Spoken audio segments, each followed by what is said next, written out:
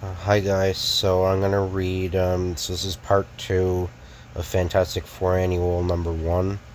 So there's a bunch of like character bios and a Spider-Man story it's like a altered version from Spider-Man number 1, but a gallery of the Fantastic Four's most famous foes, the Mole Man from Fantastic Four number 1 November. The Mole Man, merely blind inhabitant of the nether regions of Earth, using his strange radar sense instead of eyesight, aided by an awesome group of undersea monsters, or under-earth monsters. This bitter, brooding man years ago left Earth's surface because of his hatred for mankind and set up an underground empire over which he ruled with tyrannical power until the Fantastic Four put an end to his savage dream of conquering the surface of Earth. So yeah, there's so like Mole Man. Yeah, so Mr. Fantastic is like stretching out to get Mole Man. So the Skrulls from outer space from Fantastic Four number 2, January. They called themselves Skrulls, but by any name, they were a band of the most dangerous menaces Earth had ever faced. Able to change their appearance at will, they took the identities of the Fantastic Four and almost succeeded in putting the blame for their own misdeeds on the colorful quartet. But they learned in time that it takes more than expert mimicry to turn a group of amazing aliens into America's greatest heroes. So he's turning into the Thing. And the Miracle Man from Fantastic Four number 3, March. How do you fight a man who can accomplish miracles? That was the problem which confronted the Fantastic Four when they faced the threat of the Miracle Man. He seemed stronger than the Thing, more brilliant than Mr. Fantastic, more powerful than the Human Torch, and more elusive than the Invisible Girl. Yet our colorful combo were to finally learn that even miracles are not always what they seem, not when they are produced by a master hypnotist. And like he's like firing electricity at Fantastic Four. Prince Namor, the sensational Submariner, first appeared in Fantastic Four number 4, May. Submariner, ruler of the seas, royal prince of a blood of a mighty, almost legendary race. His strength is the strength of many surface men, and his fighting heart and raw courage make him an indomitable foe, able to breathe underwater to withstand the crushing pressure of the ocean's depths, able to fly for short distances aided by his winged feet. Possessing the incredible power of all the undersea creatures, Prince Namor, the Submariner, is the most talked about, most colorful hero villain in all of comicdom today. So he's fighting the Thing. That was actually from like the story where Namor went to Hollywood. I always forget which issue that is. I think it was number 9 or something. But questions, and on these pages we shall endeavor to answer many of the most asked. Why is Mr. Fantastic's hair white at the temples? Is he older than he looks? No, it turned white during the Second World War when he aided Allied prisoners to escape from the Nazis. Does it hurt him to stretch his body? No, only if he tries to stretch beyond his normal limits. What is his normal limit? It depends upon his physical condition at any given time. When in top shape, he can stretch over 100 yards before it begins to grow painful. However, he is tired or not feeling up to par, he will only be able to stretch for shorter distances. So it says Reed Richard, Mr. Fantastic. Favorite hobbies: science, inventing, crime deduction. What is Reed's suits made out of? How can it stretch as his body does? The principle behind the composition of his suit is one of Reed's greatest discoveries. It is composed of unstable molecules, which exactly follow the position of his body. So, Johnny Storm, the Human Torch. Favorite hobbies: sports cars, jazz records, and girls, though not necessarily in that order. How old is Johnny? 16. What grade in school is he? Senior year of high school. How far and how fast can he fly? That depends. The faster he goes, the shorter his limit becomes at normal speed. About 50 air miles per hour. He should be able to fly for a half hour, a distance of 25 miles. Why doesn't the torch's uniform burn up when he flames on? How does it reappear when it flames off?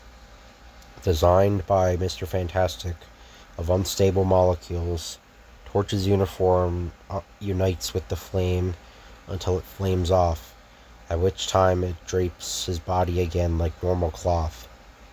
Has he a steady girlfriend? Not yet. He enjoys playing the field too much. Does it hurt him to flame on? Not at all. Why don't his normal clothes burn? They do, unless they're specially made of unstable molecules. Does he really hate the thing? He'd risk his life for him without question. So questions which you readers have set us concerning the Fantastic Four. Why can't Sue walk through walls when she is invisible?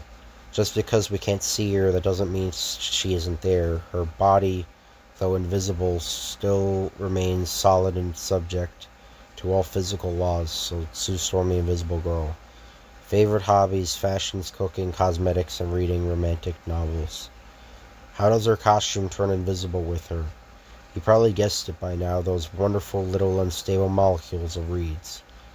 Why does she really love Reed or Submariner? We ourselves are honestly not sure. No one can really look into the heart of a female, and we suspect that she herself isn't certain. Can Sue make any part of her body invisible while the rest of her remains visible? Yes, by mental control. If she married, would she leave the FF? Your guess is as good as ours. It would probably depend on whom she marries. Ben Grimm the Thing.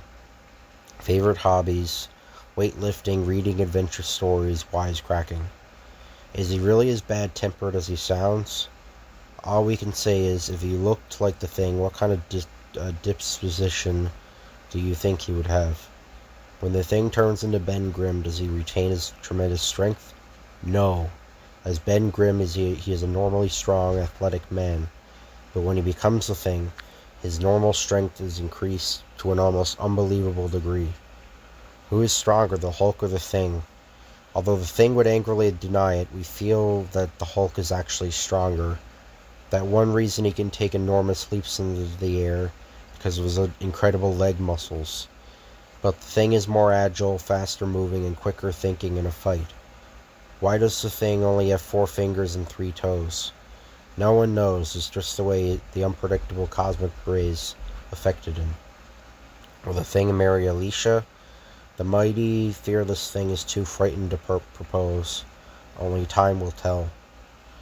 Inside the Baxter Building, New York's most famous skyscraper tower, headquarters of the most colorful superhero combo the civilized world has ever known. Just east of 5th Avenue in the Midtown Manhattan stands the mighty Baxter Building, 35 stories high.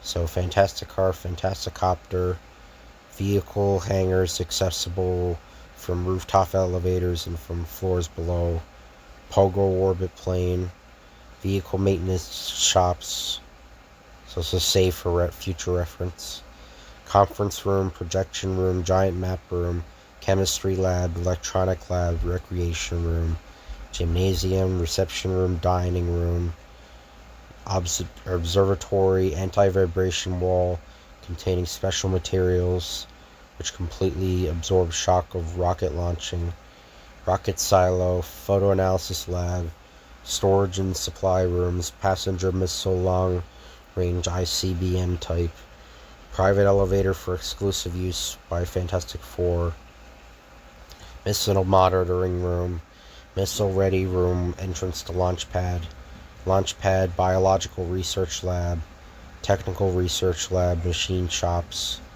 Telestar Continental local and closed circuit TV monitors, TV sending studio, radio sending and receiving room. Reed and Ben are permanent residents. Oh yeah, Reed's apartment, Ben's room. Torch and sister Sue Storm commute from suburbs, use room below for convenience. Torch's asbestos room, Sue Storm's room. Rocket fire exhaust runs through pipes down length of building and dissipates in underground pipes leading to river. So the Doctor Doom first appeared in Fantastic Four number 5, July. The very mention of his name makes lesser men tremble, for this is Doctor Doom, the once brilliant scientist with the iron mask and the twisted brain. His intelligence is said to be equal to that of Mr. Fantastic, but due to his hatred of civilization, due to his bitterness because of the accident which made his face a mass of scar tissue, Doctor Doom has vowed to devote his mental powers to the downfall of mankind and the destruction of the Fantastic Four. So he's attacking the Baxter building. That was what happened in Fantastic Four number 6. A gallery of the Fantastic... So Kurgo, Master of Planet X, from Fantastic Four number 7, October. Using a mentally controlled robot, this unearthly ruler of a subjugated planet caused the people of Earth to turn against the Fantastic Four. Not until the desperate quartet actually set foot upon the strange world of Planet X did they realize what a dread challenge they faced. But before they returned to Earth, Planet X was completely destroyed, and Kurgo slain by the very force he thought would finish the Fantastic Four. So he's commanding the Fantastic Four. The Puppet Master first appeared in Fantastic Four number 8, November. Stepfather of the lovely blind Alicia, this sinister figure possesses a power which seems to surpass even that of the Fantastic Four. Using a unique form of radioactive modeling clay, he can fashion puppets which somehow control the living persons they are modeled after. Twice he has come within a hair's breadth of defeating the Fantastic Four. As all of fandom wonders, will there be a third time? And if so, will the next victory belong to the Puppet Master? So, the Fabulous Four meets Spider-Man. I should have thought of this a long time ago. I can probably earn a fortune by joining the forces with the Fantastic Four. They'll be really impressed when they can see how easily I can break into their skyscraper headquarters. So, editor's note. This memorable incident, one of the high points of comic magazine history, first occurred in The Amazing Spider-Man number 1, March. It was merely a small 2-page episode which began one of Spider-Man's greatest adventures. However, we have received countless requests asking us to redo this famous encounter, but to devote more space to it, showing it in all its exciting detail. And so, because he requested it, written by Stan Lee, drawn by Jack Kirby, inking Steve Ditko, lettering Ray Holloway, by special arrangement with the Spider-Man magazine, where this episode by Lee and Ditko first appeared in condensed form. At that moment, alarm rings in the ready room of the Fantastic Four. The alarm! Someone is trying to sneak in. He must be some kind of nut to think he can take us by surprise. Ring. There's his picture in our viewplate. It's Spider-Man! How obliging of them to leave a window open for me. This is a breeze. Greetings, group. You shouldn't make it so easy for people to drop in on you. Got news for you, loudmouth. It ain't that easy. What? A plexiglass cage. Dropped from the ceiling. This gizmo may keep out the riffraff, gruesome, but it's a joke to me. That device costs us thousands. If you wreck it. Don't worry, rubber face. This squirt's gonna be taught some manners right now. Ow, you big ape. Who do you think you're pushing around? Don't forget, you're messing with the guy who has the proportional strength of a spider. Nuts. That's what I get for pulling my punch on account of his size. Okay, wise guy. You want to play in the big league? I'll give you a little sample of what to expect. So you got the proportional strength of a spider, huh? Ever see an insect that could pull a stunt like this? Maybe not. But I got stunts of my own. like sticking to the wall to dodge your clumsy attempts to trap me. Clumsy, huh? Why, you... Hey, take it easy. These superhero uniforms don't come cheap. By the way, old bashful buddy, have you ever seen an electrified web? It's a little something I cooked up for gay, carefree moments like this. Are you sure you ain't one of the Yancey Street gang? Yo! There, play with that for a while. Not enough current to injure you, but enough to keep you out of my hair for a few minutes. Now hold it, son. We don't want to fight any strangers. At least not till we know what we're fighting about. Who's fighting? Just consider this a little exhibition. He caught my hand in that web of his. He certainly does live up to his name. But will it hold... It will take more than a web to hold Mr. Fantastic. Brother, if I'd a nickel every time that line's been used before. All right, my fresh friend. Let's see if we can knock some of that insolence out of you. Man, you come on like gangsters, or gangbusters. Last stop, pal. Even a human steamroller can't get through a solidified web pillar. Know something? I've decided that what you need is a good paddling. Easier said than done, Daddy-O. You gotta catch me first. And now I've decided just what you need. Ever try to wiggle out of a web made with super glue? This'll quiet you down for a while, chum. While invisible, I'll try to get this rope over our impetuous little young friend. My spider instinct, or spider, yeah, later spider sense, or instinct senses danger behind me. How to move fast. Who tossed that rope? Don't see anyone. Must be the invisible girl. Well, I'll give her a spin for her money. His reflexes are amazing. I better try our built-in stun gun, which Reed developed to stop intruders. Better cool off now, Spider-Man. Well, this gun won't injure you. It'll make you think you've been kicked by a mule. Click. Lady, you're not talking to one of those cornball villains you're always fighting. I can stay here nice and cozy behind my solidified web as long as I have to. Got any more tricks up your sleeve? I certainly have. Let's see what you can do against this wind tunnel fan of Reed's. Hey, take it easy. A thing like this could make a fella sneeze. Thanks, girlie. That really refreshed me. But now it's getting late, so I just let my web trail along the floor towards that overgrown propeller. And... oh dear, it'll take a week to untangle this mess. You all being too gentle with him. Now it's my turn. The party's over, you animated insect. I'll settle you now. The torch. He's got me in a circle of flame. Well, I just jump over that clown's little trap and keep out of reach till his flame dies down. Then it'll be my turn. Hey, stay still, darn it. Here, you oversized jumping bean. If you like that ceiling so much, you can have a hunk of it, with my compliments. Now to scare him with a few low-intensity firebombs before he can think of anything else. Oh no, he made a batter of his web, and he's hitting them away. I can keep this up as long as you can, Junior. And I got news for you. You're a crummy pitcher. Hey, Sue, disconnect that electrified web, will ya? So I can get out of here. Oh, sorry, Ben. I was so busy watching that I forgot. That's more like it. Here, String Bean.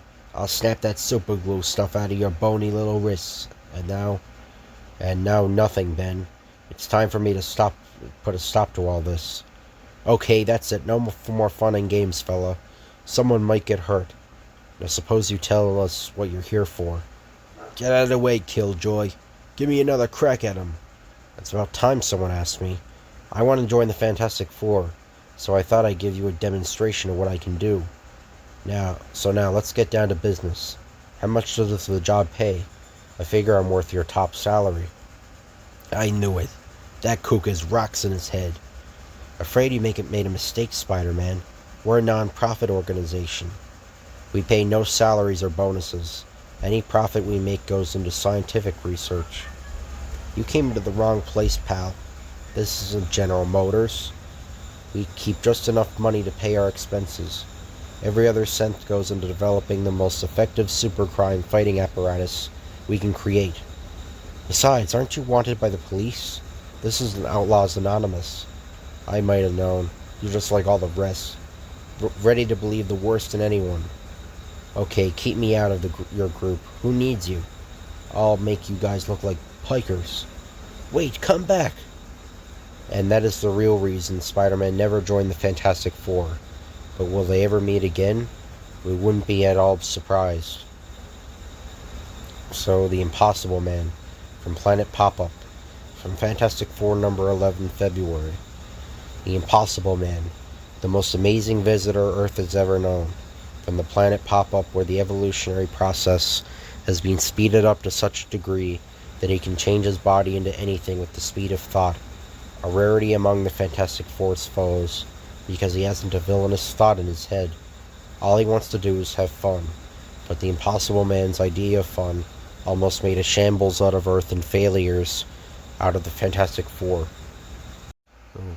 The Incredible Hulk, from Fantastic Four number 12, March. Possibly the most powerful living creature to walk the earth. This is the Hulk. Only one other person knows his well-guarded secret. The fact that he is actually Dr. Bruce Banner, a scientist almost as famous as Reed Richards himself. But when he steps into front of a unique gamma-ray machine, the respected Dr. Banner becomes the raging, uncontrollable, rampaging mountain of muscle, the Incredible Hulk. Fans still talk about the epic battle between the Hulk and the Thing and wonder if they'll ever meet again. So the Red Ghost and his indescribable super apes, from Fantastic Four number 13, April. The warped brain of this brooding communist scientist first conceived the idea of matching power for power with the Fantastic Four by subjecting himself and his trio of trained apes to the same cosmic rays which the Fantastic Four had derived their power, and then locked in mortal combat.